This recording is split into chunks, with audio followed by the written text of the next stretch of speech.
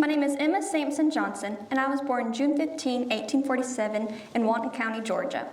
I was given the title Sunbonnet Heroine of Gadsden, Cherokee County, Alabama. After the war, I married Christopher B. Johnson. He served in the Confederate Army and was relieved of service in 1864. He served in Company 1, 10th Regiment of Alabama Infantry, CSA. He was wounded on June 27, 1862, at the Battle of Gaines' Mill near Chickahominy River in Virginia. We were farmers and operated a grocery store in Ferry, Gadsden, Alabama. Christopher came to Texas ahead of me. He found us a place in Upshur County. I came in 1876 by wagon, along with our 3 sons, Christopher Bivens, he was 8, Thomas Cooper, he was 7, Edward Van, he was 4, and our daughter, Chelsea Lou, she was 2, and my widowed mother, Lillie. My oldest child, Maddie Forrest, had died at age 5 and was buried in Alabama. After settling in Upshur County, we had 3 more children, Benjamin Kane, Mercer M., and Jeannie Maud. We attended the Little Mound Baptist Church. I was voted a gold medal and 640 acres, but I never claimed them. Let me tell you of the story I got that gave me the title Sunbonnet Heroine.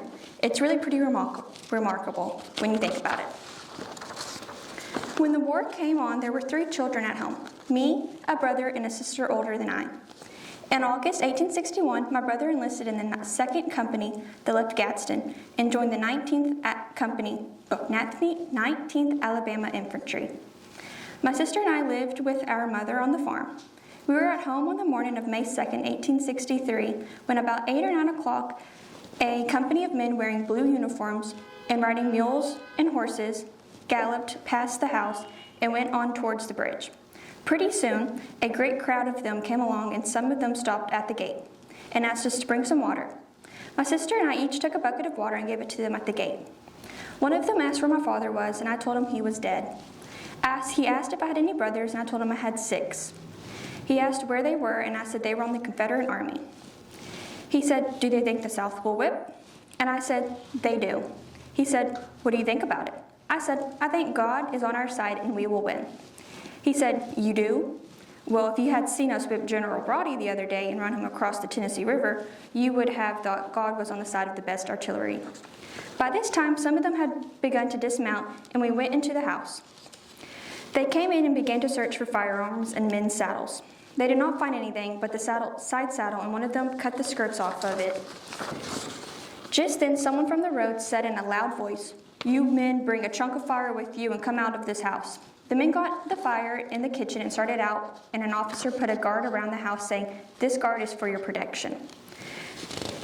They soon all hurried down the bridge, and in a few minutes we saw the smoke rising, and they knew they were burning the bridge. As our fence extends to the railing of the bridge, my mother said, "Come with me and we will put our rails away so they will not be destroyed." As we got to the top of the hill, we saw the rails were already piled on the bridge and they were on fire. The Yankees were already on the side guarding it. We turned back towards the house, and they had not gone but a few steps before we saw a Yankee coming at full speed, and behind us were some more on horses. I heard them shout, "Halt and surrender." The man stopped, threw up his hands, and handed over his gun. The officer to whom the man surrendered said, "Ladies, do not be alarmed. I am General Forrest, and I will protect you from harm." He inquired, "Where are the Yankees?" My mother said they had set the bridge on fire and are standing in line on the other side, and if you go down the hill, they will kill every one last of you. By this time, the men had come up, and some of them had gone into the field, and both sides had commenced shooting. We ran to the house and got there ahead of them. General Forrest dashed up to the gate and said, "Can you tell me where I can get across that creek?" I told him there were an unsafe bridge over the Black Creek 2 miles farther down the stream, but that I knew of a trail about 200 yards above the bridge on our farm where the cows used to cross over in low water, and I believed he could get his men over there. And if he would have my saddle put on my horse, I would show him the way. General Forrest said, "There is no time to saddle a horse, so get up here and behind me," he said as he rode close to the bank on the side of the road, and I jumped up behind him. Just as we started off, my mother came out of breath and gasped, "Emma, what do you mean?" General Forrest said, "She is going to show me a force where I can get my men over in time to catch those Yankees before they reach Rome. Don't be uneasy, I will bring her back safe."